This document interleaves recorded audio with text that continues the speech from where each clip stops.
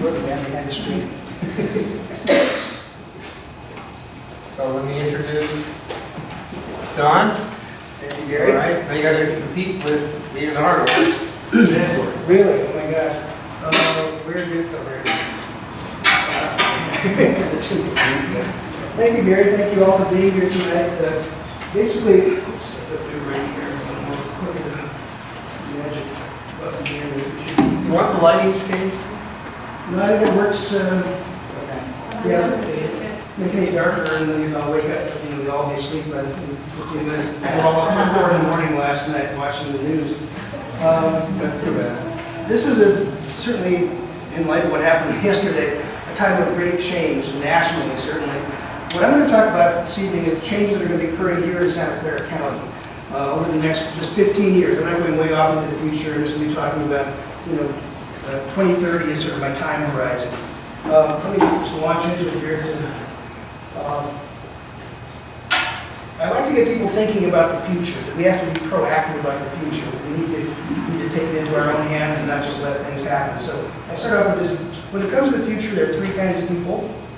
There's those who make it happen, those who let it happen, and those who wonder what happened. And tonight, I think a lot of us are scratching our heads, wondering what happened, but not necessarily about Santa Clara County. We're scratching a larger arena.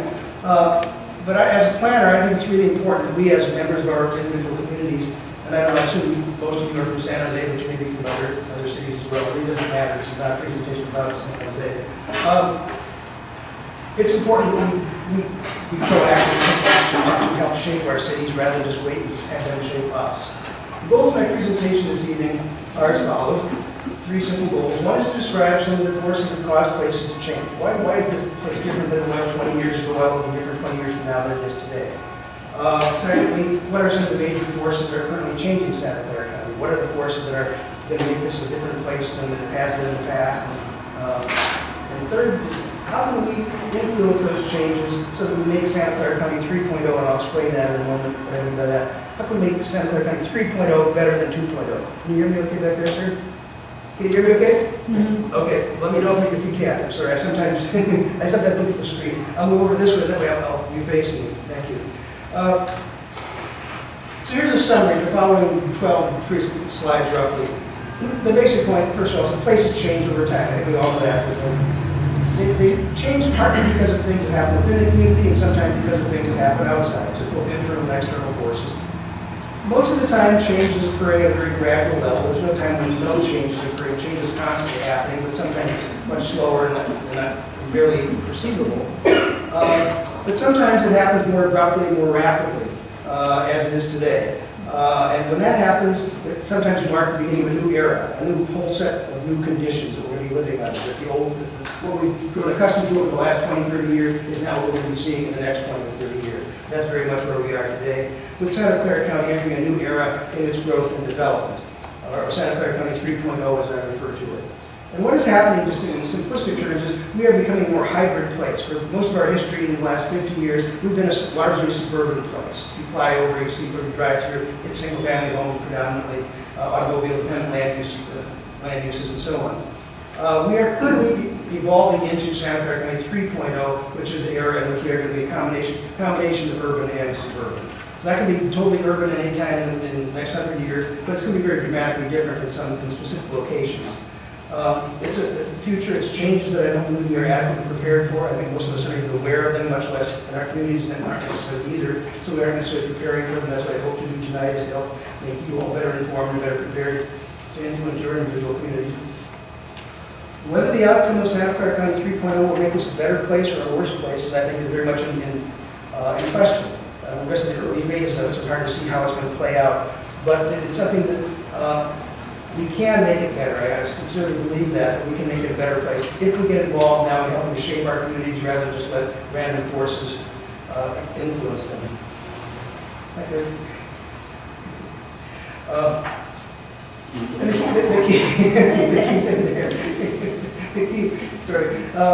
key thing there is that in order to influence the future, we've got to take advantage of the forces of change. We can't just resist change, because then it's going to change will happen anyway. But we can use those forces, and sort of like in jiu-jitsu or martial arts, we take that force and move it in the direction we want it to go.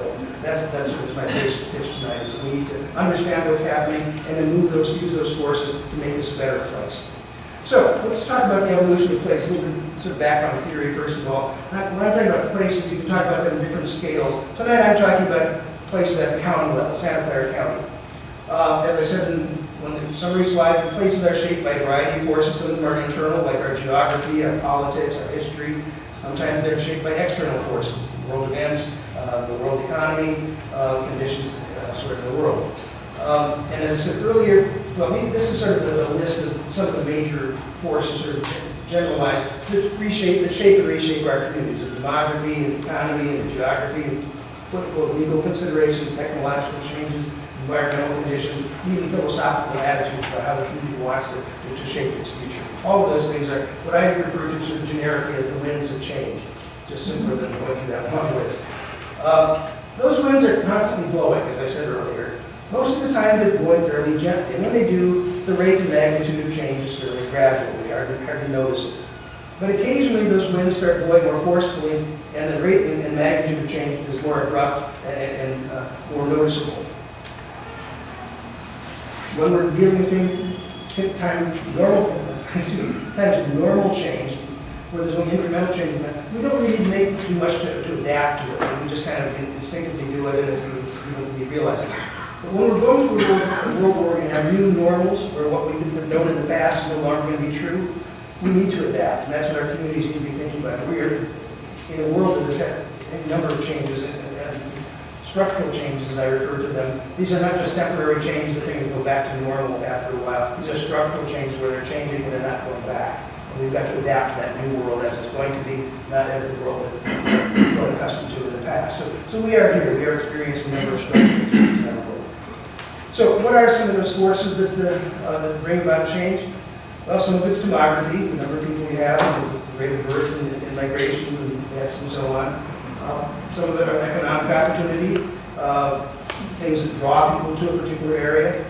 The converse of that is lack of economic opportunity elsewhere, as it happened here in the Dust Bowl days in the 1930s, where people moved out of the upper Midwest because of the great dust storms that were occurring throughout the area, and moved to California, many of them. Sometimes it's changes in transportation. It's easier to get to a particular place than that place may develop, where until there was a railroad to it, it was hard to get to. I think one of the things we're going to see happen in California in the coming decades will be the changes that high-speed rail gets built will have on our communities, the Central Valley, as well as the communities here in the Bay Area. Changes can also come about as a result of communications technology. You can now work from home, somewhere in a cabin up in the Sierras, and be part of a team here in Silicon Valley, that sort of thing. Very dramatically influences the way places change. It can be natural forces. The earthquake of 1989, particularly the Embarcadero Freeway in Knocktown, is now a place that's been redeveloped as San Francisco. It's a beautiful waterfront area, a very popular place for tourists and for residents alike. Palm trees, we didn't see the palm trees. I'm sorry? You don't have the palm trees. Oh, yeah.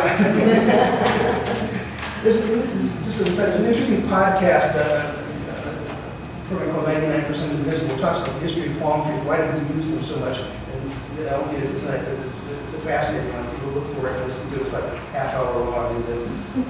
There were palm trees on the Titanic, by the way, just as a teaser. That wasn't the cause of it. Just a fact. All right, back to the forces that are bringing change. Sometimes it's changes in sort of mundane technology, things you wouldn't even think about. Things such as a home air conditioner. What would Arizona be like today without air conditioning? They have a population maybe 7 people, 8 people tops. But because of the air conditioner, that has changed. In fact, there's a book that talks about how, because of the air conditioner, Ronald Reagan became president. Well, the old people had moved over, conservative people had moved from the Midwest down to Arizona because of air conditioning. They wouldn't have voted Republican in the year that Reagan became president. And that never electoral votes. Anyway, I digress. And sometimes it's changes in the local economy. This was once a valley called the Valley of Arts Delight, and it was largely an agricultural valley. And then along came technology. In the early days, it was Hewlett-Packard and Lockheed and so on. And now it's become a whole host of different technologies that we lump under the term high-tech.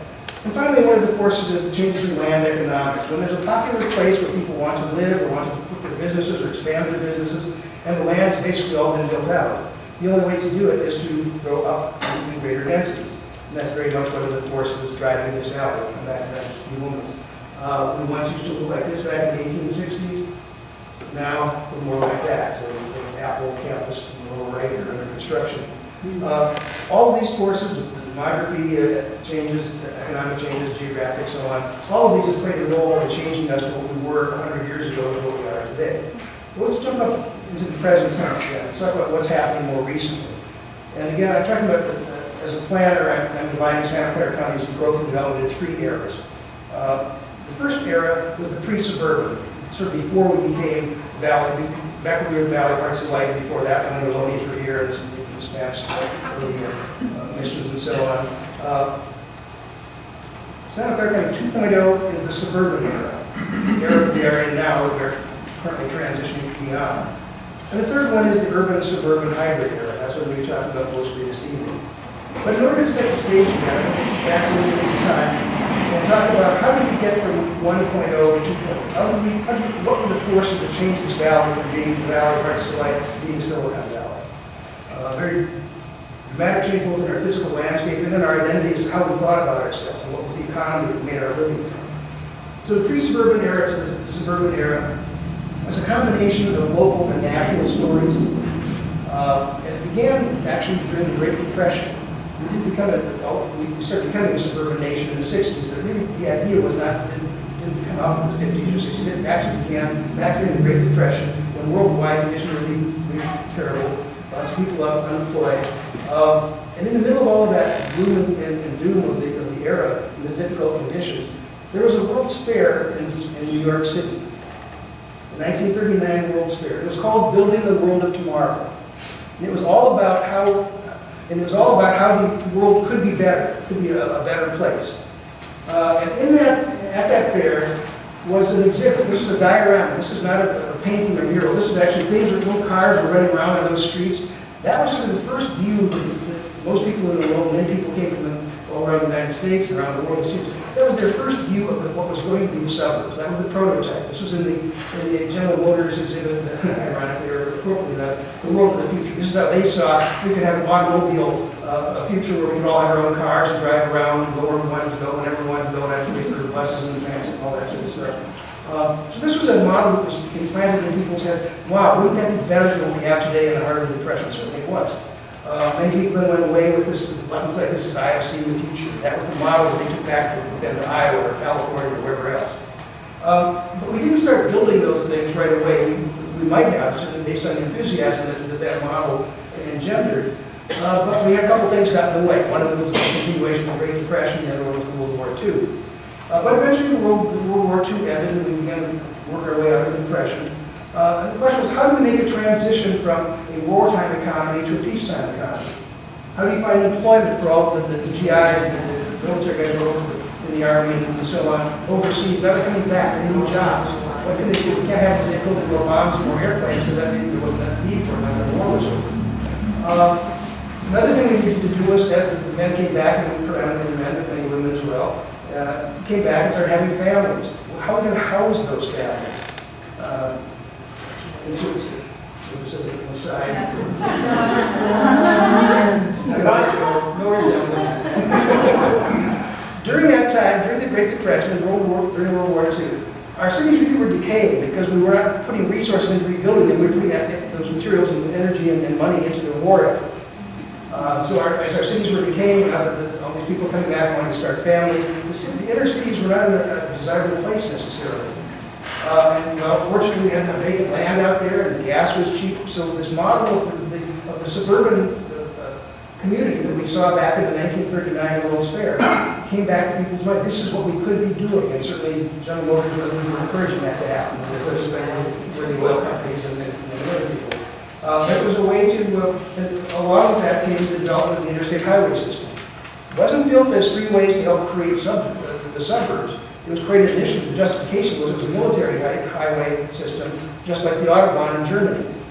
That there would be a way you could move troops and the material from one coast to the other if we were ever invaded or something like that. That was the justification anyway, back in the 50s when we started building it. But what it did, it never really served that purpose so much as it served the purpose of opening up a lot of that suburban land that otherwise would have been difficult difficult to get to it. If everyone were driving down El Camino Real to get to all of the suburbs, that wouldn't work so well. But if you got these freeways, there's all sorts of land in Santa Clara County you can develop and get to. So that's what we did. And again, the force of driving force was that we provide housing, we provide employment, home building, home sales, furniture building, furniture sales, real estate, all of those things. That was the way that we rebuilt our economy for peacetime purposes after World War II. And it had a great impact here in Santa Clara County for sure. One of the reasons was that after World War II, there were a lot of veterans who either were stationed here or came back here after the war, or came past through here during the war. And after the war, they're back home in their farmhouses in Iowa thinking, now let's see, it's the middle of winter. Where do I want to spend the rest of my life? I saw those orange trees, I could just pick those oranges off, and I'm going back to California. So there was a great back to those forces that caused places to change. There was the magnet of people wanting to get away from certain things to a better place. And at the same time, it was the same time that Silicon Valley was in its early infancy, when Hewlett-Packard and Lockheed were getting started, so there was jobs. So those two things, all those forces sort of came together, and there were also the home builders who were quite willing to build homes to house that population. And what happened then, just to wrap up this, sort of using this as a precursor to getting into 3.0, in 1950 we had a population of only about 400,000 people or so. Within 20 years, we had more than 1 million people in this valley. And we went from being the Valley of Hearts to Light, predominantly in orchards. We were probably here back in the 1950s. We probably could have smelled orchards in the springtime from some of the places around In here. the 60s, I remember 60s, the orchards down here. Yeah, I mean, from that to that, which has been predominantly what we've been like for the last 50 years or so. We obviously filled in more things, but basically the suburban landscape came about after World War II for all those reasons. So that was how we, as an example of how we went from 2.0 to 3.0. Let's jump forward now to what's going on right now that maybe have those same sort of consequences for our valley. Obviously those changes, all those forces brought about very dramatic changes. We are experiencing forces now that are likely to bring about similar sorts of changes. First one is the obvious one, population growth. There are a couple of different forecasts from different agencies about what Santa Clara County is going to grow by over the next 15 years, but let's just go down the middle and pick the average, about 300,000. Well, what's that? 300,000 more people here in 15 years. That's 2 more Sunnyvales over the next 15 years. Mostly within the North Valley. The reason for that is that the second driving force is limited land supply. We basically built the valley out. There's not a big, flat, vacant land within the urban area or next to the urban area that we can grow out into. So that growth is going to be occurring within existing areas. Remember also, I was talking about when there's limited land supply and there's still demand, things go up, things get denser, things get bigger. Those are the forces that are causing us to see more big buildings throughout the valley, both for residential and for job purposes. So here's a map of Santa Clara County, from Palo Alto to the north and go right down to the south. We're not going to be accommodating that housing in the hillsides for a variety of reasons. They're just development constraints, plus we value our hillsides very much. We don't want to see the housing go up there. For a number of reasons, it's not going to happen in Coyote Valley or the South County. What does that leave? It leaves the North Valley. So 300,000 people take from that area. So between Palo Alto and San Jose is essentially where all of this growth is going to be occurring. Within our existing communities, within our existing some neighborhoods to some degree. Another way of looking at it, this is our current population. These are the little cells that are equaling about 20,000 people. This is what adding another 300,000 would look like. But it's not going to look like that. It's not going to be out at the edge. It's going to look more like this. It's going to be scattered all within our existing communities. The real key question for us is we try to influence where within our communities are the right places, where are the best places to accommodate that, to that point later in the presentation. The third thing that's bringing about change in our valley is job growth. We have long been, the economy has been the envy of the world, the envy of the rest of the United States. Our high-tech Silicon Valley economy actually set some sort of record, I think it was, in May of this year. 1 month alone, we added 6,000 jobs. 6,000 jobs in 1 month. Those are additional people wanting to come here, live here, take those jobs. So there you begin to see the pressures of sort of a statistical way of looking at sort of a snapshot of some of the things that have happened. The challenge is that this high-tech economy that is bringing all these jobs, is also what has created for many of us employment. Many of us work for those companies, or have worked for companies like that, or businesses that in some way have benefited from that. We've also need to recognize that that economy has been what has generated revenue for our local government, help pay for this building property, as an example. And the reality is that when we create more jobs, jobs are people magnets. You build new campuses, bigger buildings for more employees, guess what, they get filled up. Fourth thing that's a force that's going to be reshaping our valley in the coming years is the age of the baby boomers. Let me start coming at that sort of roundabout. I'm going to start off with looking at the population growth of the world, just very briefly. Projected in the next, in my time horizon, just 15 years out, roughly 2030, we'll be adding another 1.4 billion to our current 7 billion people on this planet. But not for the reasons that most of you may be thinking, or we often think, well, if we could just get people to have fewer babies, but overseas in particular, we just stop having so many babies. The reality is on this planet, over the last 20 years or so, the last decade or so, the number of births annually has stayed pretty steady. Yeah, but we're living longer. Well, you got it, there's two sides ahead of me. Yeah, so it's not, and the projections are that the number of births over the next decade are going to be roughly the same as what they've been. So it's not more and more babies being born that's driving that population growth of our planet. It's this, it's longevity. It's looking at the wrong end of the age spectrum. It's not more and more people being born, it's people living longer. To illustrate that, if you were born at somewhere on this planet in 1900, your average life expectancy back then was only 30 years. Now, the global average is about 67 or so, more than double. In 1900, the United States life expectancy was about 47 years. Now up to about 70-something years. So we're living longer, which is, for some of us, I think it's a good thing. And someday you'll think it's a good thing too. We're also keeping young ones alive that would have died off. Exactly, that part of what increases, yeah, there's a number of things. I don't know. Improved nutrition, improved medicine. Actually living longer, we're keeping young ones that would have died. Yeah, and that's part of what contributes, because often it's the sort of vulnerability in the infant mortality from disease or from lack of nutrition or from sewage problems and health problems elsewhere in the world that keeps you from having a longer life expectancy. You deal with those things and people who survive live longer. So let's look at the United States. Let's get zeroed a little closer. Over the last decade, roughly, in the United States, for every young person we add under 18, we've added 4 seniors. So we're beginning to see the change that's happening because of the aging of the baby boom generation. By seniors here, I'm talking generally arbitrarily from 65 over. California. The projections for California over the next 15 years are another 5 million more people. Think 5 more San Jose's in California within the next 15 years. But it's not going to be evenly distributed along age categories. It's not going to look like this. The demographers at this point are suggesting it's going to look something like this statewide. That 2/3 of that growth is going to occur in the over 65 category. Yeah, the same reaction I get almost every time I do this speech. This is one of the most significant statistics that should be driving our local land use planning that isn't. I'll come back to that in a little while. Well, let's see, even were happening around, say, 1945. I'm sorry? Never ever it drove any planning. Yeah. I'm saying that baby boom Yeah. happened around the end of the Second World War. Yes. It's been around for 60+ years, and never ever it was part of any planning. Oh, indeed it was. That's why we built single-family homes so we have places for babies and kids playing in the backyard. That's exactly what that was exactly the driving force. I mean, it's an obvious fact, which Yeah. was never considered. Yeah, no, indeed. As is the aging. Many of us know that we're getting the population getting older, but none of us really think through what are the implications. And let me just go a couple more slides with the numbers. So this is California, roughly 2/3 of the population, but fairly small, under 18 age, in addition to the age group there, to our population.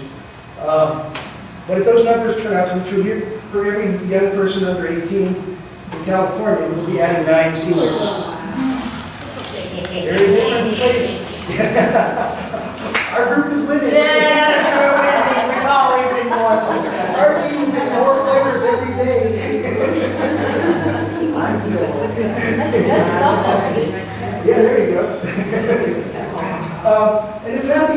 seniors are all coming in by busloads from Arizona. To the casinos, right? Yeah, right. They're not coming to the casino here. They want to go to Great America. Yeah, right. It's because many of them are already here and will live another 15 years. And it's also because many right now who are between 50 and 64 fall into that category. Yes, they're going to be in 15 years. You're going to be in that senior category. So it's both existing Yeah, but people. they're not baby boomers. Well, whatever, but nonetheless, that's what's driving our population. So again, it's not just busloads of seniors, it's just internal demography. Now let's look locally, Santa Clara County. Here's what the projections are for Santa Clara County over the next 15 years. Interesting, first of all, they're projecting a decline in the number of school-age children over the next 15 years. But again, 2/3 of our population growth in this county is projected to be in the over 65 age category. Again, that's being caused by busloads of seniors that are the age of our population. Right now, roughly 1 out of 8 residents in Santa Clara County is over 65. By 2030, that'll be up to 1 out of 5 residents over 65 in our county. If you take out the under 18, 1/4 of our adult population will be over 65 within 15 years. We have never had a population that old in our country's history. Just to think about all the implications of it. They're enormous. But let's sort of play skeptics and say, well, so what? Who cares? What difference does it make? Interesting statistic, but well, why do we care? One of them is because of the way we plan our cities throughout this county, and throughout the region, and throughout the state, and throughout the country over the last 50 years. We built them all on the assumption that we would all be able to drive forever. Didn't we? Don't we still assume that? Those of us that will drive? Well, yeah, maybe. And maybe not. The reality is that roughly 1 out of 5 Americans over age 65 does not drive. And more have cut back as as gas prices have gone up at various times. They cut back as that's the most flexible thing in their budget. They can't cut back the medicine, the food, it's the driving, it's the gas, and it's so expensive. Interesting statistic that if you are a person who's still healthy enough at age 70 to drive, if you are a woman in this country, this is the United States, you have on average a life expectancy of another 21 years. Congratulations. Unfortunately, your driving expectancy is only another 11 years on average, meaning that you will spend the last 10 years of your life as a non-driver. Then, slightly shorter life expectancy, same 11-year driving expectancy, so a man who is still driving at age 70 will on average live another 17 years, but 11 of those will be as a driver. Those are statistics that are going to impact our community program. And here, to sort of bring it home, use this example, which I've often used with the younger students at San Jose State who sort of think everyone is their age or whatever. I asked them to imagine that's their grandmother. And behind her is the community she's lived in for many years now. She and her husband raised their family there in the suburbs. Nice community and all of that. Kids now are adults who moved away and elsewhere. She's living there. Her husband passed away a couple of years ago, so she's living alone, unfortunately. And for whatever reason now, she's unable to drive. And the nearest pharmacy is a mile away, nearest grocery store is a mile away, her church or wherever she went to, participating in university or whatever, a mile away. A little over the top, granny behind bars, but that is in fact what is going to be happening more and more to our population. We won't see it. It's not that obvious when somebody doesn't get out much. Or is dependent on people taking places they don't want to be a burden, so they don't go out as much as they used to. But trapped in suburbia is sort of what we're going to be facing. Yeah, we'll play a factor. Yeah, let's come back to that in the discussion. There's a whole bunch of things in transportation that are going to change some of these things. But on the other hand, just as a quick thing, Uber will not get those people to have the exercise. If they can walk to a grocery store, that would be much more healthy. And see people along the way as opposed to being driven in an empty car, vehicle, someplace by themselves. That's assuming that Uber can understand what they said when they told them. When they said Santa Clara and they heard Santa Clarita, could be a problem with that. So anyway, we built the suburbs on the assumption that we would all be able that we wouldn't be aging. You probably didn't know it, but the official planner of the suburbs was Peter Pan. I won't grow up. I don't want to grow up. But we will. And the reality there is that neighborhoods that were fine, and this is not a criticism of the suburb, they were great places when we were younger, and they would drive and raise the kids and all of that. But our own needs and our own preferences change over time. So places that were great to grow up in may be problematic to grow old in. And that's what we've got to be thinking about. How do we plan? We're going to be accommodating another 300,000 people. What kind of housing do we build and where do we build it? To take into account not just their needs, but also the needs of the existing population and the aging and people who maybe want to live in more walkable sorts of communities. This is a problem that's just not going to affect the seniors. It's also going to affect their adult children, who often become their caregivers, who won't have to go grocery shopping for them, or come get the leaves out of the gutters in the fall, or whatever else. So the aging of the boomers, that's another critical thing that's to be reshaping our communities. The next one is, the other subject is the rise of the millennial generation. The millennial generation being those folks who were born roughly between 1980 and 2000. They're currently in their teens, their 20s, early 30s. Move over boomers, there are now more millennials in this country than there are baby boomers. Nobody talks about Generation X anymore. I'm sorry? Nobody talks about Generation X anymore. Nope, sorry about that. Not tonight, Matt. Because these are the big kids on the block, so to speak. These are, anyway, they now constitute, in fact, the majority of the U.S. workforce. They may not be working at their optimum jobs that they would like to have and that they're capable of doing, but they are the majority of our U.S. workforce. We can't ignore their needs if we want to keep our local economies healthy.